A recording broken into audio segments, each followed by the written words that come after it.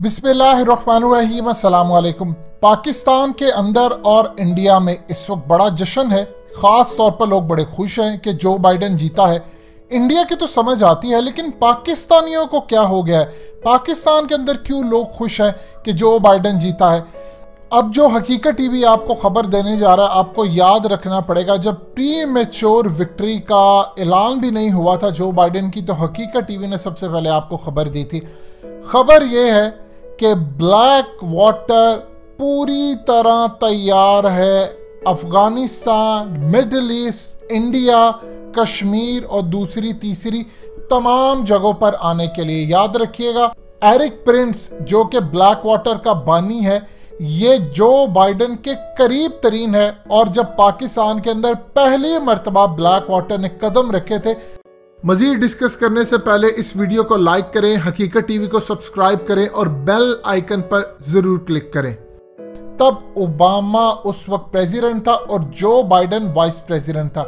ये सूरत हाल अब आप अपने जहन में रखिएगा। मामला क्या होने जा रहे हैं, देखिए, ट्रंप को एरिक प्रिंस मिला कुछ अरसा पहले, और उसके मिलने के बाद ये ज़रा आपकी स्क्रीन पर देखिए, एक ऐड चल रहा है, वी आर कमिंग। ये बेसिकली ऐड था ब्लैक वाटर की जानिब से।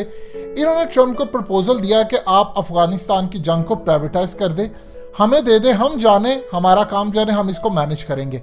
ट्रंप ने उस वक्त रेजिस्टेंस शो की। उनकी एस्टैब्लिशमेंट तैयार है, डीप स्टेट तैयार है, लेकिन ट्रंप ने कहा नहीं, मैं फिलहाल पहले इसको फौजें निकालना चाहता हूं, चूंकि वादा किया था इलेक्शन से पहले ये वो सारा। तो ट्रंप रेजिस्टेंस शो कर रहा था। अब जो बाइडन कौन शख्स है, जरा ज़हन में रखिएगा, जो बाइडन वो शख्स है कि जिसने पाकिस्तान के अंदर ब्लैक वाटर चुन चुन कर घुसाए थे, और इतने चुनकर घुसाए थे कि उस वक्त आईएसआई ने पूरी तरह एक ग्रैंड ऑपरेशन, सीक्रेट लेकिन ऑपरेशन किया था, जिसके अंदर रेमंड डेविस भी पकड़ा गया था। अब ज़हन में रखिएगा, ये मामला तो आपको समझने पड़ेंगे। ब्लैक वाटर असल में काम कर रही थी CIA के बेस के अंदर और अमेरिका के स्टेट डिपार्टमेंट के बेस के अंदर काम कर रही थी। ये बेसिकली ब्लैक वाटर था। ये जो रेमंड डेविस पकड़ा गया था, आपको याद होगा कि रेमंड डेविस को पकड़ा था, जिन लोगों को उसने मारा था और पीछे थे, वो इंटेलिजेंस एजेंसियों के लोग थे।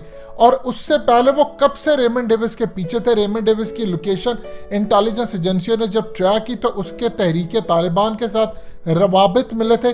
और लाहौर के अंदर उसने पाकिस्तान की एक जमातुद दावा का चुबुर्जी के अंदर उनका एक मरकज है, उस पर हमला करना था और उसको उड़ाना था, और उसके बाद पाकिस्तान के अंदर बड़े लेवल पर लोगों को मारना था। ये जो बाइडन है, इसको ज़हन में रखिएगा, ये वो शख्स है जिसने परवेज मुशर्रफ को डी-सीट करने के लिए अपना रोल प्ले किया था। यानी मुशर्रफ के ऊपर जिस शख्स ने दबाव दिया था अमेरिका की जानिब से कि अब आप रिज़ाइन करें, वो ये जो बाइडन था। और NRO करवाने, यूसुफ रजा गिलानी, इन सबको लाने के लिए पूरी जो 5-5 साल की गारंटी थी कि पहले 5 साल पीपल्स पार्टी और 5 साल नून लीग, ये तमाम काम जो बाइडन ने किया था। ये करता क्या है शख्स, ये जंगे छेड़ देगा, तबाही कर देगा, लेकिन इसके होंठों पर आपको कोई ना मुस्कुराहट नजर आएगी, ना कोई खफकी का इजहार नजर आएगा। पूरी तरह ये शख्स खामोश रहेगा।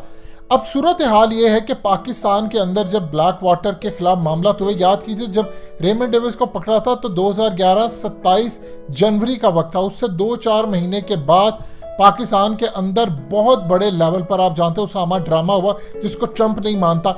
अब इस सूरत हाल के अंदर उस वक्त इंटेलिजेंस एजेंसियां पूरी तरह एक्टिव थी। उनको लग रहा था कि पाकिस्तान में कुछ खेल होने जा रहा है, और उन्होंने ब्लैक वाटर के लोगों को पकड़ना शुरू कर दिया। अब जब पाकिस्तान ने ये रेमंड डेविस, तो आपको एक नजर आते ही तो पब्लिक में मामला आ गया। इस तरह के सैकड़ों लोग ब्लैक वाटर की ISI ने पकड़े थे और बाद में उनको डिपोर्ट किया गया। मामला इतने ख़राब निकले कि अमेरिका के साथ हमारे ताल्लुकात ख़राब, उनको लग रहा था कि ये मामला ख़राब होने जा रहा है। फिर उन्होंने उसामा ड्रामा किया। बहरहाल उस वक्त जो हुआ वो बड़ा एक तल्ख यादें हैं। अब उस सूरत हाल के अंदर जब पाकिस्तान ने ज़रबे अज़ ऑपरेशन करना था, तो पाकिस्तान ने पहले ब्लैक वाटर के लोगों को यहाँ से निकाला, फिर उसके बाद ज़रबे अज़ ऑपरेशन किया, और अल्हम्दुलिल्लाह हमने कामयाबी हासिल की। ये जो बाइडन अब काम क्या करने जा रहा है, एरिक प्रिंस पूरी तरह एक्टिव हो चुका है। उसने जैसे ही टीवी पर रिजल्ट देखी, उसको पता एस्टैब्लिशमेंट इसको लेकर आ रही है। अब उसने देखा तो इसकी चांदी होगी। अब ये शख्स बेसिकली अब करने क्या जा रहे हैं, अब ये जो बाइडन से मिलेगा, जो बाइडन पूरी तरह इसको एग्रीमेंट करेगा इनके साथ और इनको गो हेड देंगे। ये आने वाले हैं अफगानिस्तान के अंदर। ये इंडिया के साथ मिलकर अफगानिस्तान के अंदर काम करेंगे, अफगानिस्तान की आर्मी के तहत, अगर उस वक्त ये सलामत रहे, क्योंकि अफगान तालिबान आज नहीं तो कल इंशाल्लाह गनी हुकूमत और ये अब्दुल्ला इन सब के तख्ते उलटने जा रहे हैं और अनकरीब आपको काबुल के ऊपर झंडा उनका नजर आएगा। ये अब नई फोर्स आने वाली है मिडिल ईस्ट के अंदर। अरब स्प्रिंग, जहां पर जो बाइडन जब वाइस प्रेसिडेंट था ओबामा का छोड़कर गया था, वहीं से अरब स्प्रिंग शुरू होगा।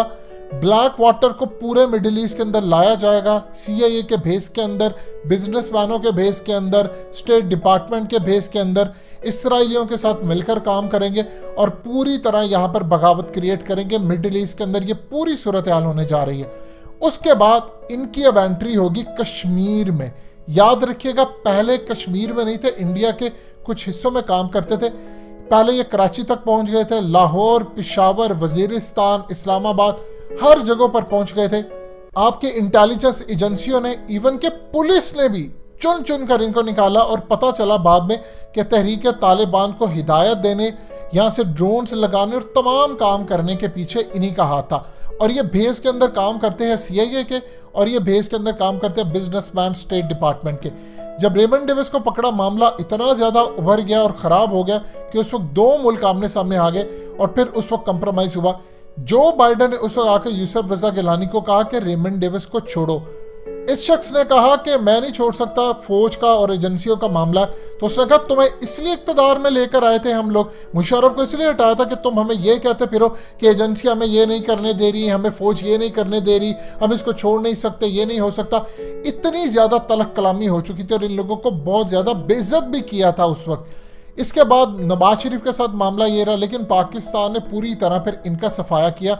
आज भी ये पूरी तरह तैयार है। अब एरिक प्रिंस पूरी तरह इस वक्त तैयार है, जो बाइडन के रिजल्ट देखकर खुश है, क्योंकि ट्रंप के साथ जो डील उसकी फाइनलाइज नहीं हो पाई थी वो अब जो बाइडन के साथ होने जा रही। और जो बाइडन इतना घटिया शख्स है, इतना घटिया शख्स है कि याद रखिएगा, अगले 1.5-2 साल बाद आप खुद, हकीकत टीवी आपको याद कराएगा इस वीडियो का रेफरेंस देकर जो इस वक्त आप देख रहे हैं, कि आप याद करेंगे कि काश ट्रंप रहता तो मामला डिफरेंट होता। इतने ज्यादा मुसलमानों के खिलाफ जंग और घटिया काम होने जा रहे हैं। अरब स्प्रिंग 2.0 शुरू होने वाला है, अफगानिस्तान में आने वाले हैं। उसके अलावा ये नई तादाद के अंदर पूरी तरह आ रहे हैं कश्मीर में। वहां से अब ये पाकिस्तान की फौज के खिलाफ भी लड़ेंगे, इंडिया के साथ मिलकर लड़ेंगे। और पूरी तरह आप समझ लीजिए, जो असल में फैसिलिटीज पूरी दुनिया के अंदर अमेरिका की फौज को भी नहीं है, वो इनको है। इन पर आप मुकदमे नहीं चला सकते, इनको आप पकड़ नहीं सकते, और गलती से पकड़े जाए तो अमेरिका चाहे दुनिया के 7 समंदर पार भी हो, उसको निकाल कर ले जाएगा। आपके सामने रेमंड डेविस की मिसाल है, उसको पकड़ा, दिन दहाड़े पकड़ा, एजेंसियों के लोगों को उसने मारा, और उसके बाद ब्लैक वाटर के लोगों को पाकिस्तान ने चुन चुन कर यहाँ से, यानी आप सोच नहीं सकते, चित्रोल करके भी यहाँ से ब्लैक वाटर के लोगों को भेजा, निकलो यहाँ से।